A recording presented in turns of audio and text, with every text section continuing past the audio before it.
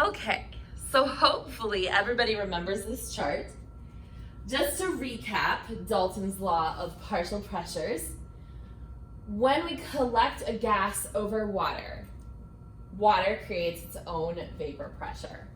Okay, so these are vapor pressure values of water at various temperatures. Remember that these pressures are being given to us in millimeters of mercury. Now we did this before, where we just used Dalton's law of partial pressures and we calculated the partial pressure of our dry gas. Now that we have learned the combined gas law, we can actually put those two laws together and solve for some unknown variables. So let's go ahead and look at some examples of how to do this.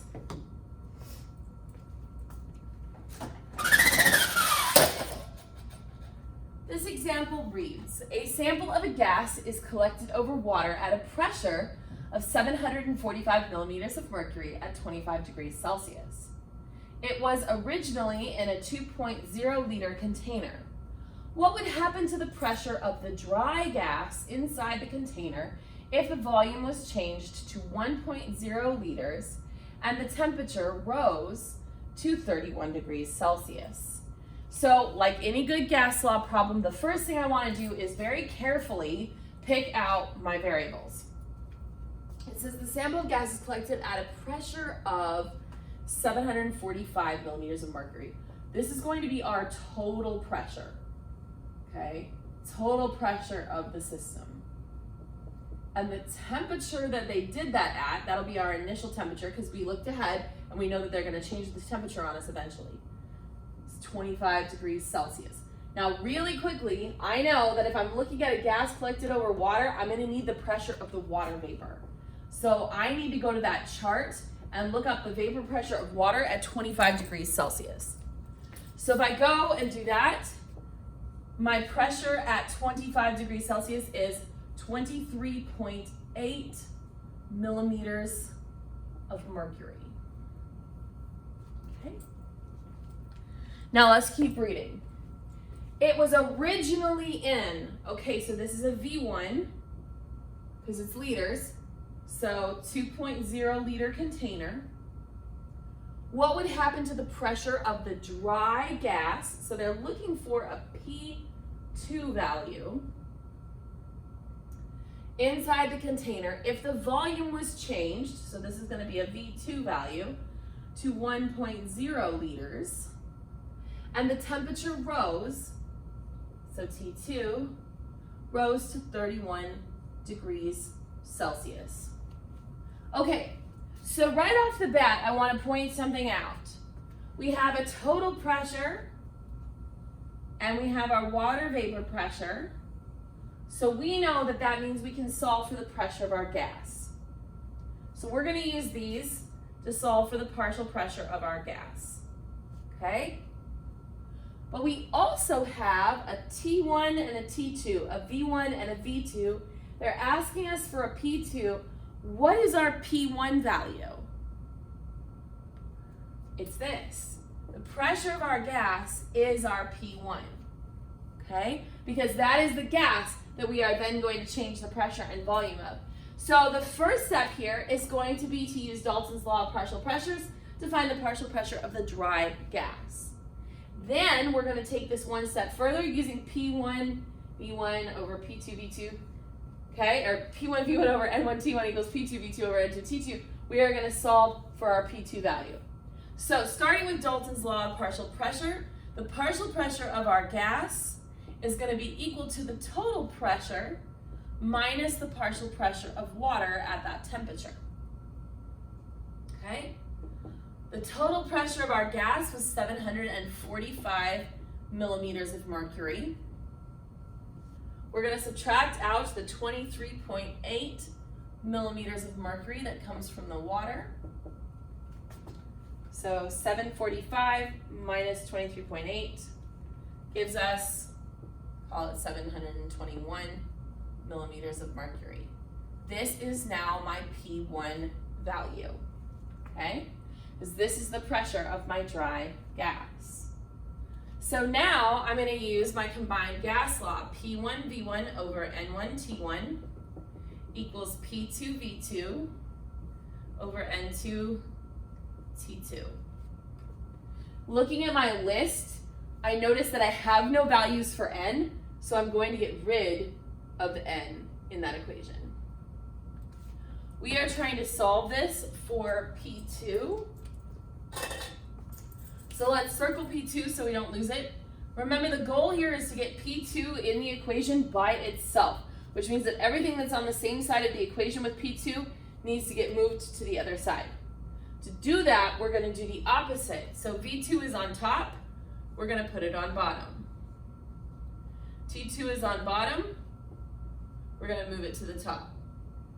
When I do that, V2 over V2 will cancel, T2 over T2 will cancel. So my P2 all by itself is equal to this equation here, T2 P1 V1 over V2 T1. We can now go ahead and substitute in our values. So for T2, wait a minute, we're in Celsius over here. Stop, before we do that, let's add our 273. That's gonna be 298 Kelvin.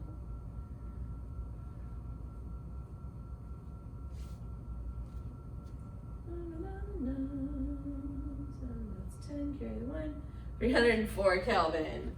All right, so our T2 value was 304 Kelvin times our P1 value, which remember this up here that we solved for is our P1, 721 millimeters of mercury, times our V1 value, which was 2.0 liters,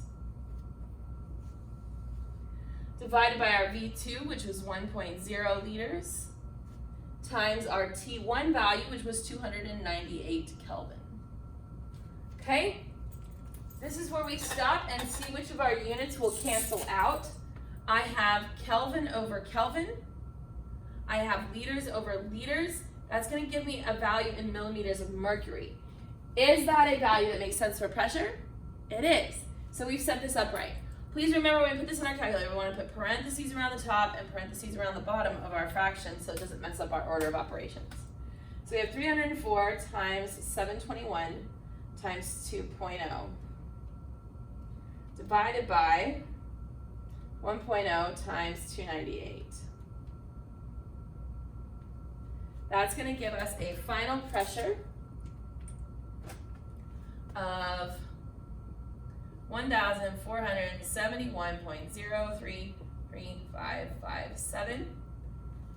Going back to check sig figs, this is 3, 3, 2, 2, and 3. So my answer can really only have 2 sig figs, so I'm going to do 1, 2. The number after that is 5 or more, so we're going to bump that up to 5. 1,500, no decimal, millimeters of mercury. Okay?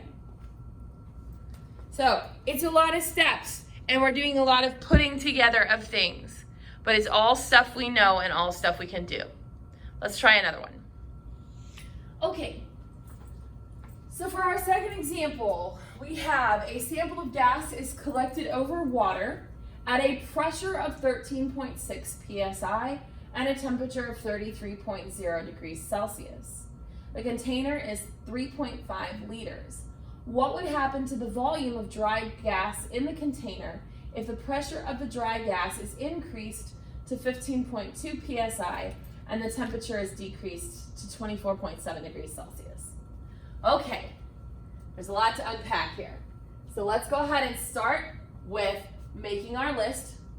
So it's collected over water at a pressure. So if this is collected over water, this pressure they're giving me is a total pressure. And the total pressure is 13.6 psi. And a temperature, and we know that they're going to change the temperature down here, so let's call this our T1 because that's where we started, 33.0 degrees Celsius. Now, if we collect it over water, we know we're going to need the water vapor pressure at 33 degrees Celsius. So let's go ahead and pop back to that chart. Find our 33 degrees Celsius, 37.7 millimeters of mercury is the pressure of water vapor at that temperature. The container is 3.5 liters, so that's a V1 value of 3.5 liters. What would happen to the volume of the dry gas, so they're asking for a V2 value, a new volume value, if the pressure of the dry gas is increased? So here we have a P2 value, pressure is increased to 15.2 psi. And the temperature, T2, is decreased to 24.7 degrees Celsius. Okay, we have a little bit of a unit problem. Let's look at that. We know that the total pressure here and the water vapor pressure here are going to be used to give us the dry pressure of our gas. The problem we are encountering is that the units don't match. Yeah. This is in PSI, this is in millimeters of mercury. Now, we could convert either one for Dalton's law of partial pressure, but let's be smart, let's look ahead, because we do have a P2 value, and remember the pressure of our gas is going to end up being our P1 value, and the P2 is also in PSI. So the smartest way to do this is to convert this millimeters of mercury to PSI. So let's go ahead and do that real quick. Remember, we're going to go millimeters of mercury to PSI. This is where we're going to grab this equality. Okay? In our equality, there's 14.7 PSI for every 760 millimeters of mercury.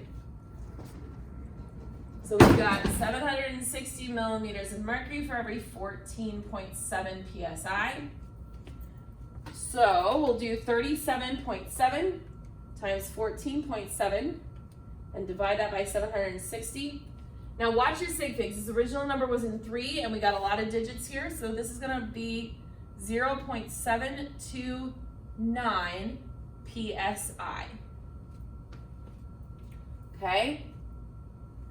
So now we can go ahead and use our total pressure and our water vapor pressure to get the pressure of our gas. So the pressure of our gas, remember, is going to be equal to the total pressure minus the pressure of the water vapor. Our total pressure was 13.6 psi. We're going to subtract our 0.729 psi.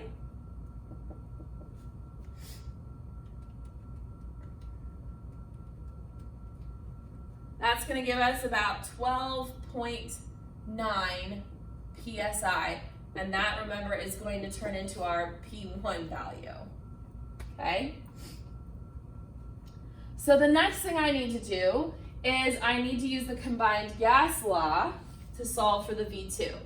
So we've got P1 V1 over N1 T1 equals P2 V2 over N2 T2.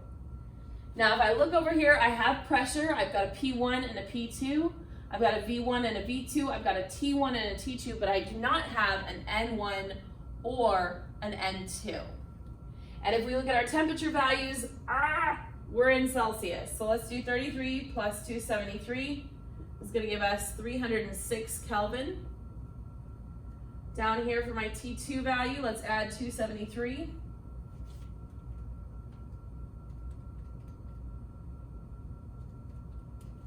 That gets me 298 Kelvin.